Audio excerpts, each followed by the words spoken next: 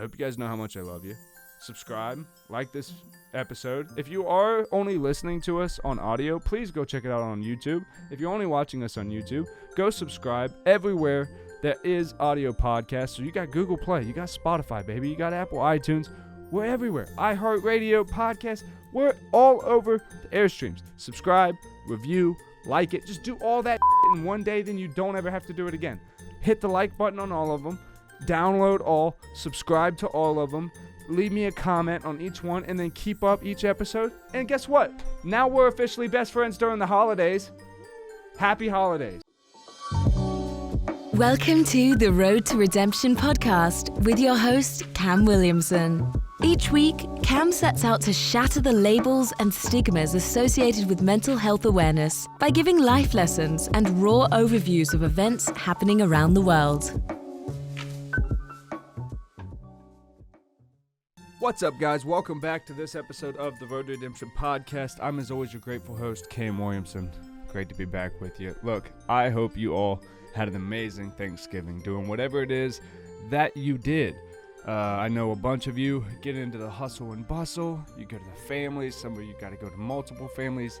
That sucks. Coming from a divorced family home, I know from an early age I was the one who had to leave my cousins at my mom's house and go to my dad's house where I had other cousins, which was awesome.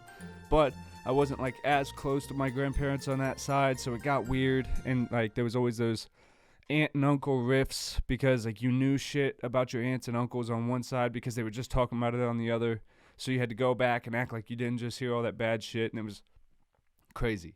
Now, as we get older, if you're married and you play those games of, oh, we have to get up at 8 to be at my mom's by 10 so that way we could stay there for 3 hours, or we could be at your parents by 1 and we could hang out there, and then we're going to go back to my house because we're doing Christmas over there because nobody can get in town. And it's like all these logistical nightmares. Fucking Christ. I didn't do any of that stuff. We stayed here at the house. Me, my wife, and my daughter, and my father-in-law came over. He lives in town. None of us were really stoked on the idea of doing turkey. None of us were really stoked on the idea of having hams. And I was like, well, why don't I just make something we all like? So I literally went to the store Tuesday, bought 3 dope steaks, got some Stouffer's mac and cheese, got some stovetop stuffing, got corn, green beans, Hawaiian rolls, got a couple pies, I think apple, pecan, and cherry, my favorite. And we just did the thing, man. We watched some football. It was the first football game that I had seen in probably 3 years, really, where I sat down and watched a game. We watched the Dallas Cowboys. Oh, who did they play? I don't remember. Dallas Cowboys, versus the New York Giants, I think. And it was a pretty slow game. We got the very end of a game right before that where it came down to a nail-biter. It looked like they were about to go to OT. And then I did not watch it, but the game was this weekend, Ohio State versus Michigan. Michigan stomped out the Buckeyes.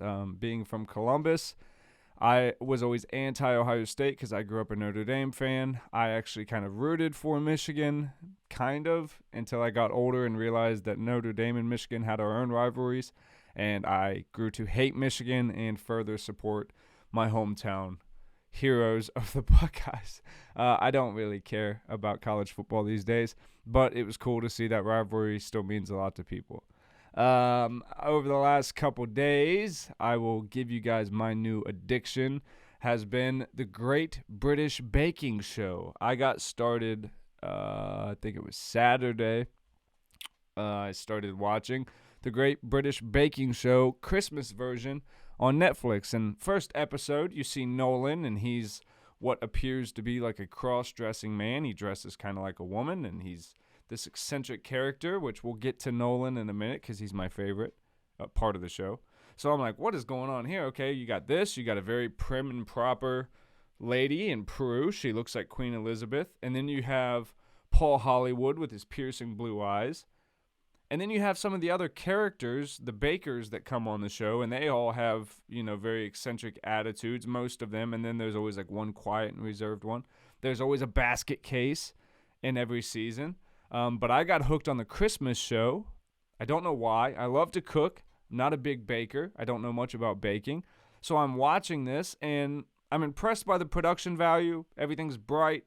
It's very Christmassy. I'm in the mood for that kind of stuff. I forgot to tell you guys, just backstep a little bit.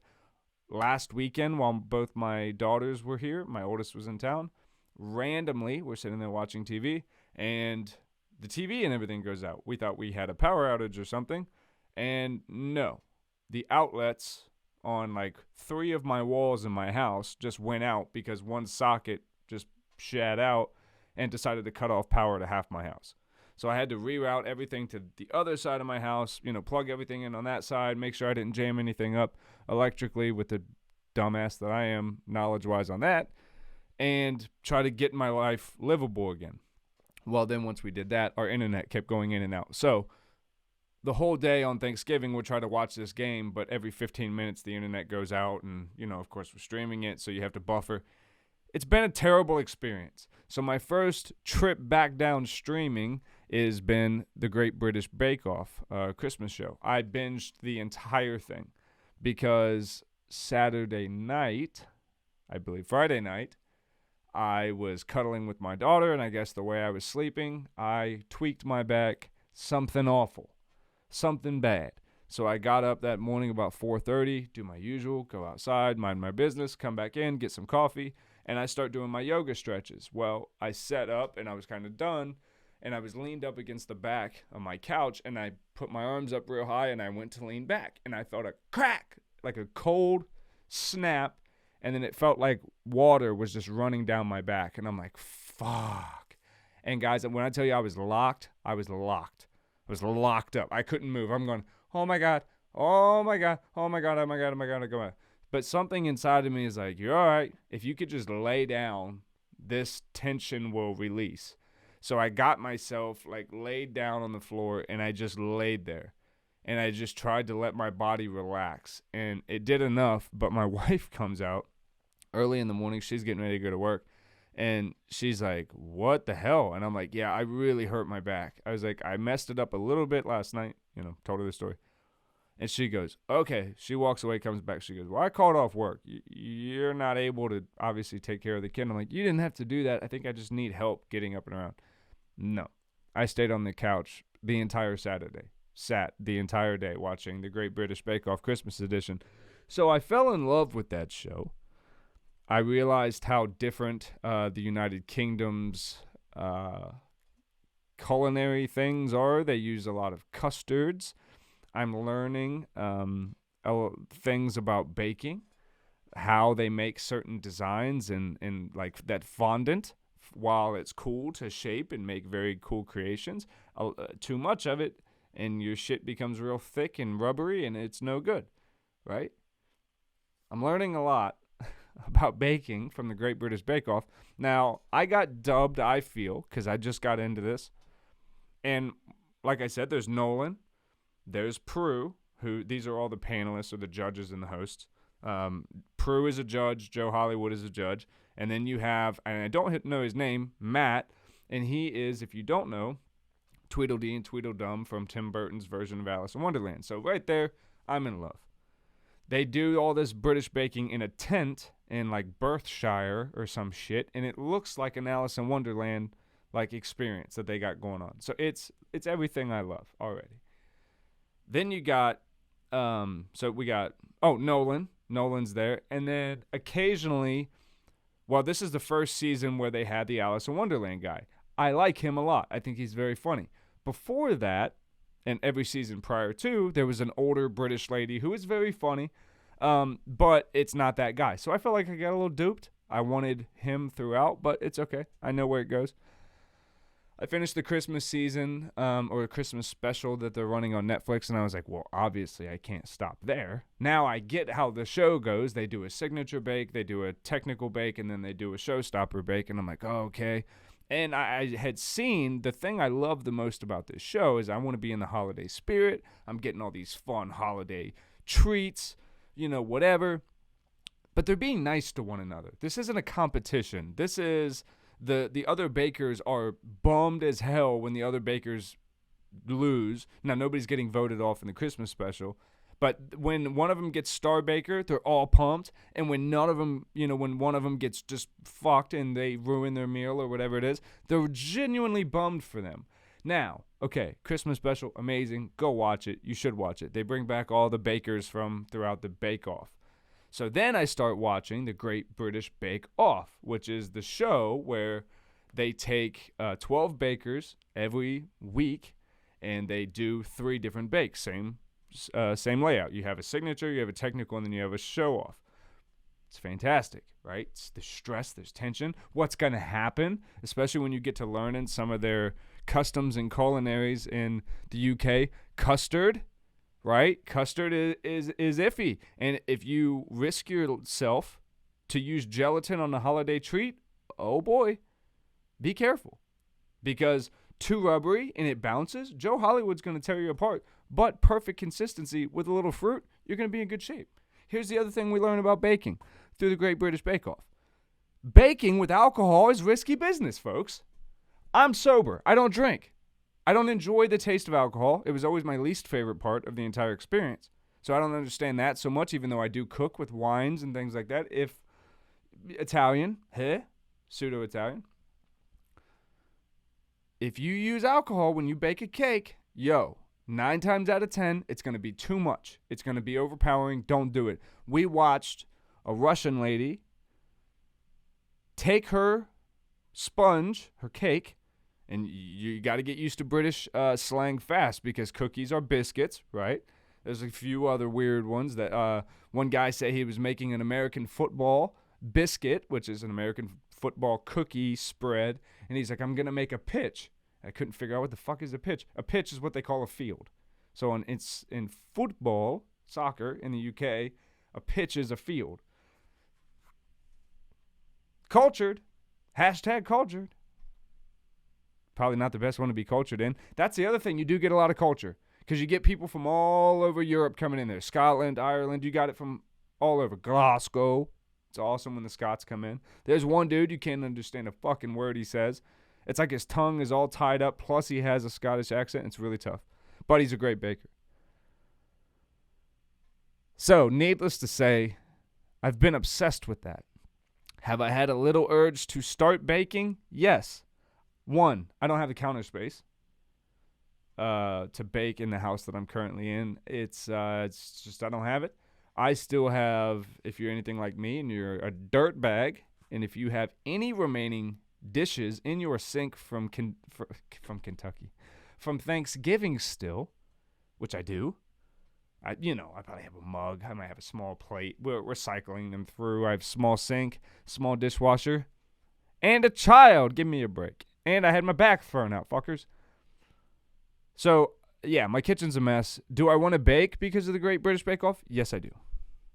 Yes, I do. Do I have the patience to bake? No. Here's the thing. One of my favorite and least favorite parts of the show. There's always one head case. We had, oh boy, now I'm going to start bonking names. You had the guy he was an Indian dude that was like he was some kind of scientist. He was an engineer. And the second they were like, and bake, he would fall apart mentally. You just, oh God. And there's something about every one of them, really, that their level of ability to like, oh God, to handle that was not great.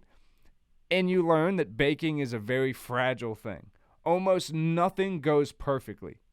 It gives you a big appreciation for the culinary arts when you see a good piece of, I'm not a big dessert guy, never been. So some of this for me, almost everything really that they make, I'm like, yeah, I probably wouldn't eat that. It's not until they're like, oh, this is a very thin, not sponge. I'm not a sponge cake fan anyway. Never have been. I've always got an ice cream cake on my birthday. Holla the 90s. I like a thin, what they would say, biscuit, and I'm a shortbread fan. I've always loved shortbread. I like that blue tin of Christmas cookies your grandma should have laying around her house. Those are my faves. I like that. I like a low custody if you put it inside of a donut. Never had it on a biscuit or a cookie. I don't think I would like that where you have a shortbread. Now, it depends, right? Because texture's a thing. Texture's a thing. And if your mousse or your custard or your lemon curd or your raspberry curd, whatever, if it's gelatin-like, I'm out. I don't like Jell-O. I don't like gelatin. So to me, that would be a big no. This one of the last episodes they did, it was like all Jell-O. And they were making like these fruitcake-looking deals. One dude made the British flag. The other one made an, knockoff American flag with 9 stars because he's only been to 9 fucking states in the United States. And he thought that was okay. See, if we did that to you guys and we were fucking with the Union Jack, you guys would not do shit. You guys would not do shit. Just like we're not going to do shit about your boy putting 9 because, hey, none of it really matters anyway, right? The thing I like about it, I like that they're kind. I like that you learn about other cultures. There was one girl, Cernia, I believe was her name, and she was from Malaysia. And she introduced a lot of Malaysian spices, especially to Prue, and Prue seemed to enjoy that. That makes me interested to try different cuisines. I love cooking. As I get older, my YouTube watches become more cooking shows and how to cook. I love to cook. I love to cook for my family. I love to cook for people in general. I actually enjoyed parts of working in restaurants and things like that. I love cooking. Baking doughs are frustrating.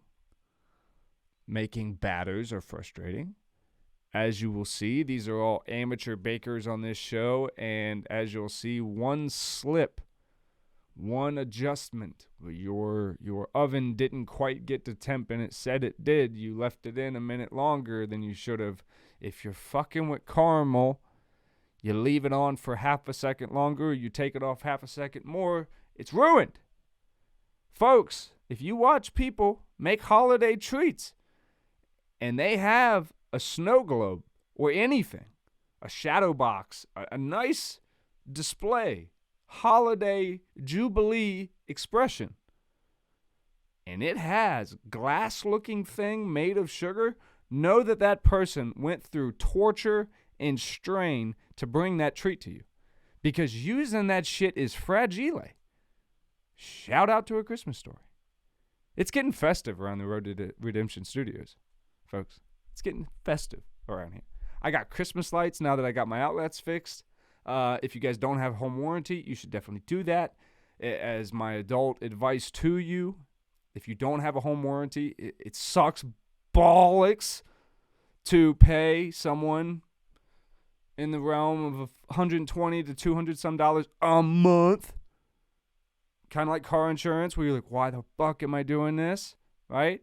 But then, when on a random Saturday, all your outlets go out and you call somebody the weekend of, or the week of Thanksgiving, the day after Thanksgiving, you find out you got a friend that's going to come and help your ass, right? Where if you got to call this guy and get a hold of these people and you got to wait for him to call you back and you got to pay full price, dude, you're in trouble these days.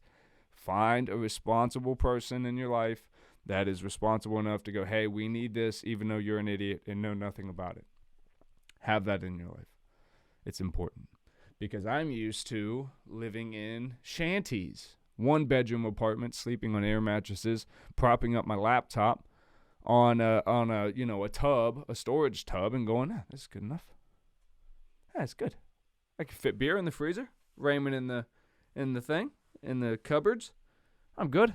I can put stand-up comedy on my Wi-Fi that I'm stealing from my neighbor. I'm good, right? But now I have kids. Now I'm grown. I'm watching the Great British Bake Off. I'm being festive. As I hope are you. Because there's a lot of other shit going on in the world.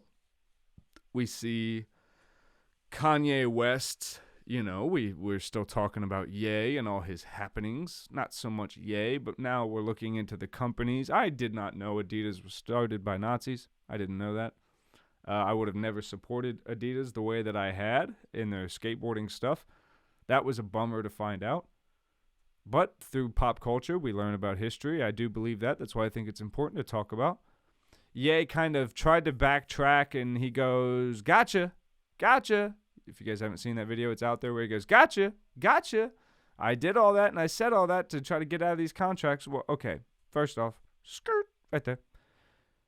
It doesn't make it okay. You can't just say terrible shit and go, hey, I did that for my own profitable gain. It was a business move on my part to say and start a hateful shit. Because guess what, Ye? Even if you didn't mean it, all these fuck-alls that are on TikTok making videos like, look, Ye knows exactly what he's talking about. Ye speaking fact. Ye speaking life. What'd you do?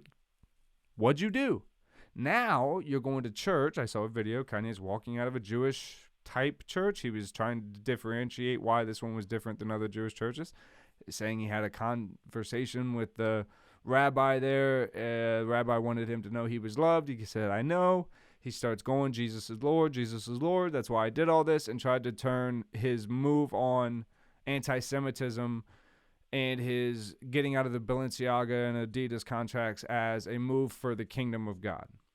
I'm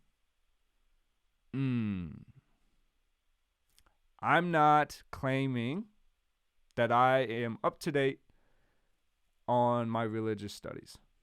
I walked away from organized religion, meaning I stopped going to church every Sunday. I stopped being actively involved in youth groups and Bible studies and things like that when I was about 16 years old. When I was in the military, I got in it as much as I could. I read my Bible and I kind of made my own devotionals because I knew how to do that from studying to be a youth pastor when I was younger. But I never stopped having questions, and that is not so good in organized religion, so I walked away from it. I then started to study all religions, all spiritualities, and I find great comfort in doing that, constantly learning and leaving higher power situations to said higher powers and not feeling a responsibility that I have to know. That I can have faith in whatever it is that puts me here. Whether I choose to believe that I have a purpose or not, that's day to day, really. But back to Ye. Ye goes, I did all this for the kingdom of God. Well, if it's supposed to be loving, to be, I don't know if he claims to be a Christian anymore or what he claims, but if you're claiming to live for God, Ye, telling people waging a war against Jews is not the way to do it. And again, I've said this before, Lex Friedman had the best response and just blew up Ye's whole argument in that podcast and goes, just say their names. Just say who they are as people. And yes, there is still this mass social media online presence that wants to act like they're offended by the idea that there has been a greater, whether it's joke or idea, that there's a lot of Jewish people that head up prominent industries like banking and entertainment. Yes, that's always been something that's said. I listened to a clip by Jon Stewart. I'm not a big Stephen Colbert fan, but he was on the Colbert Show, and he is Jewish, and he was speaking from his perspective, and he was speaking on the perspective of Dave Chappelle's monologue on SNL, where he wasn't supporting Kanye's statements, but he was saying, if you go out, there's a lot of them, and, he's bringing attention to the reality that is out there amongst common people, which is you're bringing up the discussion. You're bringing up the conversation to people that otherwise would turn it off or shut it out if you don't find a way to relate to the way that they've heard it digestible before. Religion is very similar to this. If you walk up, if you've ever been a part of missionary work or converting, knocking on doors, guys, I did that. I knocked on doors. I did missionary work. I know what it's like to talk to someone who's totally not interested in what you're selling, and you say one thing that connects you on a real level, and they go, oh, that's a person. Wait, what were you talking about before? Why do you believe that? Oh, your dad did this, and oh man, my dad did that too. You drank? Oh shit. You got locked up. Shit, I got locked up. I didn't know there was people like you. And then people connect. People realize. They start to believe. And, so I think what Dave Chappelle tried to do in his SNL monologue was he tried to bring the common person up to speed of look at how ridiculous this grand idea that we all have is, while making an observation that there are a lot of Jewish people in industries. But that's not a bad thing, right? Modern day mainstream media would want us to believe that the common brain stew of America would say that if we had predominantly all black women in heads of executive positions in companies throughout the country, we would be doing what? Progressively well. Where someone else would go, we're being oppressed. It's all head, and you go, well, wow, da, da, da, da, da, da. What happened to individual ability in a unique position? What happened to that? Right? Now, here's the problem that we're finding throughout the country, throughout the world, right? What happens? I get a job. Boy, I worked my ass off. I went through, I sacrificed, I did whatever. Now, did some people cover up for me on drunken nights? Did I do some bump in a thing and get in trouble? Maybe we'll get there. But I did it, I made it. Now I'm this person. And I have some power, it's low level.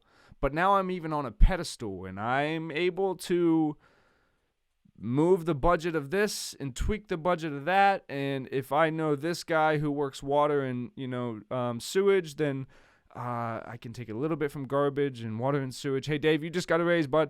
And, oh, yeah, by the way, hey, I think you really need to run for chair next year because I'm going to leave and I'm going to go for senator. I need you here. I'm going to endorse you. Boom. And then we go up. Now the decision's not so much about city, town, water, gas, sewage, whatever. It's about state tobacco sales, abortion laws. Do we say, in God we trust on the money? Does it say it on our license plate? Do the kids say the Pledge of Allegiance in our schools? Up one more. I'm running for the President of the United States.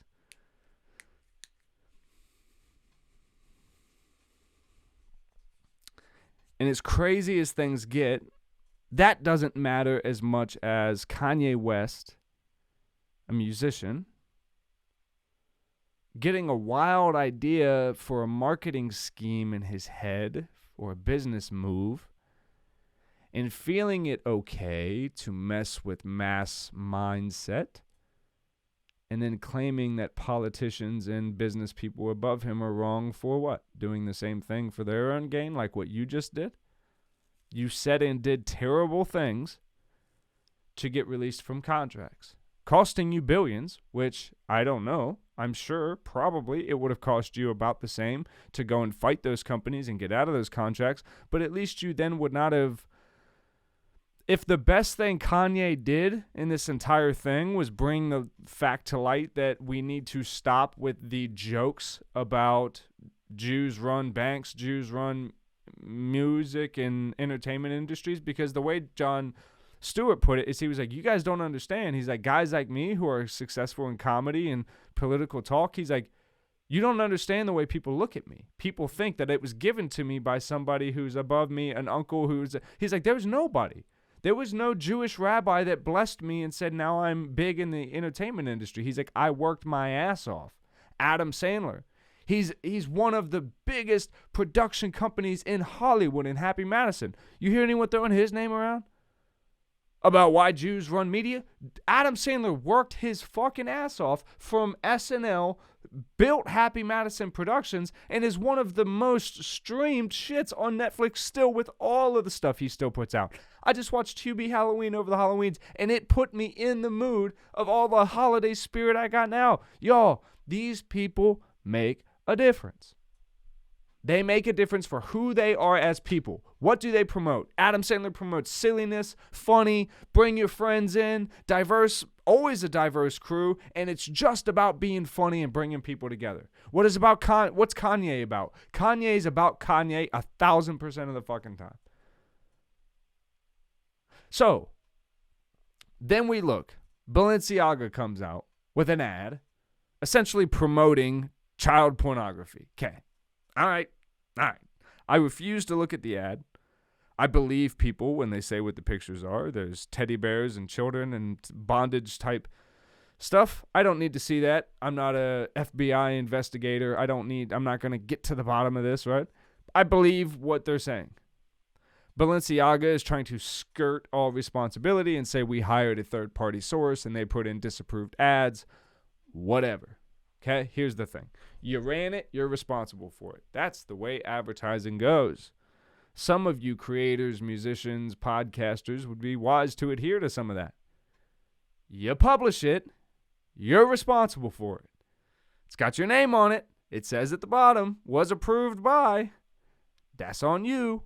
So if you hired some rogue artist who is going to try to slide in some cases about child pornography and try to make a statement on your shits, well, hey, the fact that you charge $1,300 for a t-shirt might not make you look so good right now. Because then people go, well, why is this? What is this? Why? Because Kim Kardashian told me to buy it? Oh, Kim Kardashian just got sued for like $250,000, $500,000, whatever's because she was working with a crypto company. She said, hey, you guys should use these too. And she didn't legally put that she was paid to endorse that. Now, that's a lot of things that people just will learn as being in the industry. Kim should have definitely known that. She's working to be a lawyer. She has lawyers all around her. She should have definitely known she had to put, I'm paid to endorse this. Now, that was a stocks and exchange violation that she's being sued for in that situation. But she was also a part of promoting Balenciaga with Kanye West. And now I'm seeing it pop up. Alexander Volkanovsky was just walking around in the Balenciaga shirt. And I'm like, I'm hearing it on all these songs on the radio. Everyone's talking about my Balenciennes and all this shit. But then we look and it's got this evil undertone and people want to point, oh, it's tied into Jeffrey Epstein and all this. All while we're trying to expose media heads, Harvey Weinsteins, Bill Cosby's. Look at the evil our country has done. We're learning that the history of our country is complete bullshit. If you're following the Graham Hancock series, Ancient Apocalypse on Netflix, I highly recommend it. Listen to his interview with, I always forget the other guy's name, and it sucks because he's so awesome. He went on Joe Rogan with another amazing guy who I can't remember, so I'm not going to call him a doctor or scientist, but it's awesome. And they talk about how, like, we've been here before. And from a very young age, I've always had this idea. And I remember asking my mom when I was, like, young, 7 or 9 or something. I was like, Mom, what if we've been here before? Like, what if people have been on this planet and they've grown technologically bigger and better than what we are right now? And we're just in a process of trying to rebuild to that. And it's through like collective consciousness and through DNA and heredity that people have these ideas of, oh, we should, build a wheel, fire, buildings, technology, Wi-Fi. And we're like, we think everything is new. Well, on this Ancient Apocalypse, they're showing it's like, nah, man, this shit's not new. So all this stuff that we've thought about life and all these ways of thinking and the way we thought our country was brought up and the way we thought, I remember being a kid and legitimately celebrating Thanksgiving thinking that the Pilgrims and the Indians or indigenous people, as we call them today, sat down and had a meal together.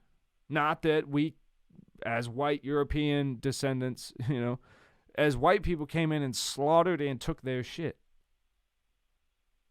But you have to understand, like, people are just now realizing this stuff, and we're just now having the conversations of, this is what I was told. And as someone who had to go through that on a personal level, like, as an adult, I had to work through the shit I was told as a kid and go, what's true and what was I told? Well, so that's all a lot of people are doing. People like Kanye, people like Chappelle, people like Jon Stewart. They're going, these are my observations of the way my life was and is. I want to be heard. I want to be understood. Can you guys just not do it in a way of hate and anger and trying to tear me or a group that I come from down because of the actions of one?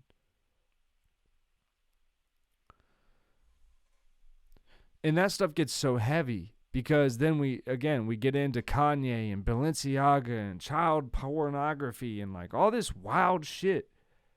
And it's like, yo, remember that the Great British Bake Off is there. Always remember that it's there, because I forget that sometimes.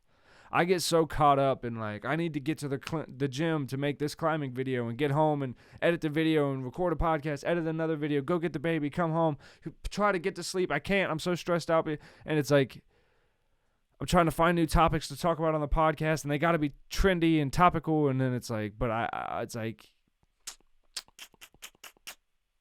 the tension, it boils. Like working with caramel or sugar acetate or whatever that shit is called. If you let yourself boil too long and all this shit that goes on, is there a deep state? Is there a Illuminati out there that's organizing this great reset that's coming, and they're using celebrities and letting them through gates to give them access to ways and knowledge of life? I don't know. I'm nobody. I'm Cam Williamson, the Road to Redemption podcast host. I'm a father. I like to think of myself as somewhat of a thoughtful guy, a philosophy guy. I like to be an open thinker, and I want to always continue learning about life. But I don't get hemmed up on the words of one person. I don't like the idea of building your identity behind a movement anymore. I don't like the idea of identifying yourself with a group or a collective of any kind, because every group or collective ends up being poisoned by an extreme or a group of extremes inside of the bigger group. You know what I mean? A smaller cell inside of a bigger group. And we're seeing that a lot. I think during the Thanksgiving Day time, there was 7 mass shootings in 7 days. There was a Walmart manager that went in and shot his shit up. There was a 22-year-old who had some serious issues, from what I understand. He almost got himself killed by calling in a bomb threat on his own mother, I believe. And he shot up an LGBTQ plus club in Colorado Springs. That was enough for me, where I had to stop following shootings, and then I heard about that there were 7 shootings in 7 days. That's the world that we're living in. That is the external world we are building. While Meta is trying to increase, and while we can easily be distracted for people and entities gain financially, your attention is the biggest currency that they value. Where your attention goes, the currency will flow, as well as your energy. So you have to understand that sometimes you're being distracted from a bigger picture. I saw that very on a large scale when I was in Guantanamo Bay. I saw what other people in the country were being told, and I saw the reality of situations and how different that is, and how certain things are pumped in the news during certain times to dissolve or completely eliminate certain stories. I see the way that celebrities hype themselves up publicly and through advertising and through making themselves or their songs go viral on TikTok, so that way their album goes number 1. Looking at you, Morgan Wallen. And how easily, if you just go down the old salmon stream of just going with the flow, you end up building a personality and an identity that you are not connected to in any way. There's no passion besides anger and I'm going to show them and I'm going to make things right. Remember, we as human beings are very powerful, but this social justice warrior shit that we got going on, where I'm going to tell you what for about you and how you're a motherfucker about this, it's not going to work. I've been in sales a very long time. I was in religion and missionary work for a very long time. So essentially, I've been into convincing people to believe me for a very long time. I was in sales where I sold guns in pawn shops. I sold automotive products and parts and services to old men who didn't want them. I sold personal training plans, one of the hardest jobs to do outside of selling used cars. I am pretty goddamn good at sales. It's one of the reasons I hate it, because I see how manipulative it is and how you are convincing people to do things that they don't want to do, but you're convincing them that they do.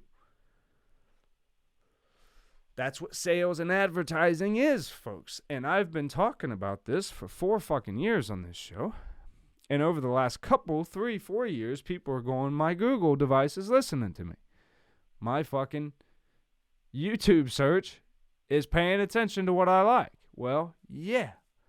We used to do that in a very different way when we sat you down at a personal training table and we said, you know what? Jenny, tell me about yourself. She's holding out. She's not saying nothing. Oh, okay. Oh, why are you here? I'm trying to lose some weight. You trying to lose some weight? Okay. Yeah. What's up with your eating habits? Tell me a full day of eating. And they go, oh, well, when I get up, I have a coffee and I usually make this, but usually I just go through a McDonald's drive-thru. Oh, you go through a McDonald's. Okay. No. All I'm getting is information from you. Money that you can scratch off to help you better your health, and money you can ultimately give me and pull at the heartstrings to find out that you're really here because you just got broken up with, you're insecure about your body, and now you're here because you're trying to figure your shit out so you can have a comeback season. So wouldn't it be great if you could show your old boyfriend, Michael, that body in summer, if you stop eating all that junk food, and if you cancel that Netflix and you quit getting facials and your nails done for 6 months, you could have the body that would show Michael that you're going to be a motherfucker come July when you take that trip to Cancun. Now we're excited about something. Now we have something to look forward to with a fire under our ass to get there. Until you signed up for that in January 1st, New Year's resolutions. Holy shit, I'm going to do it. March comes around. Job's been a pain in the ass.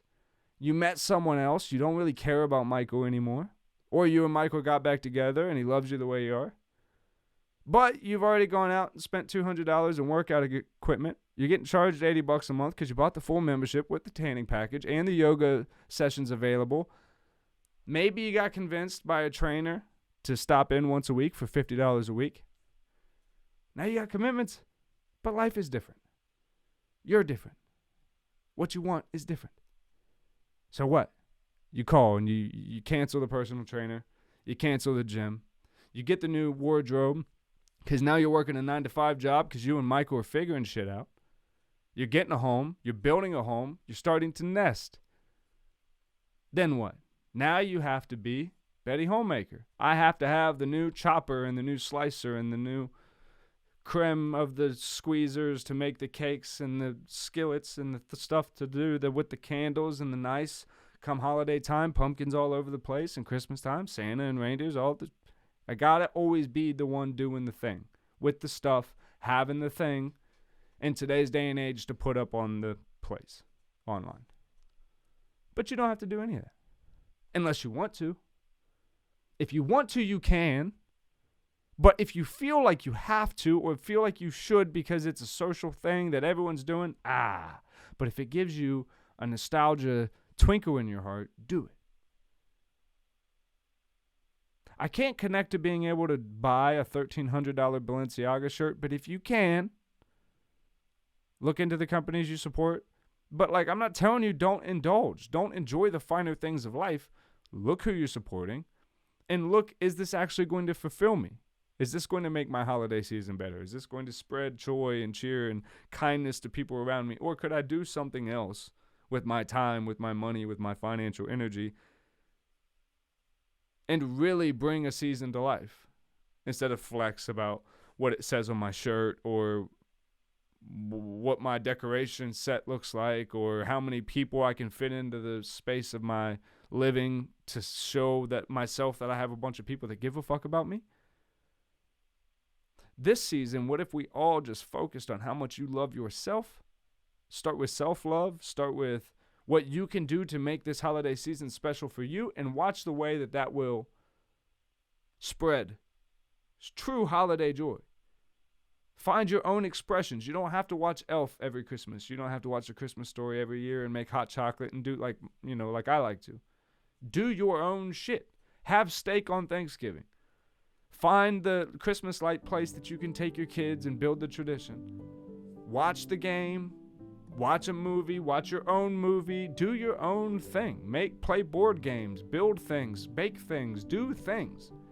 Not for Instagram, but for the time that is created, the moments that are created in the time that you are not looking at the clock outside of, so you don't burn your shit or so you don't have a soggy bottom on your bake.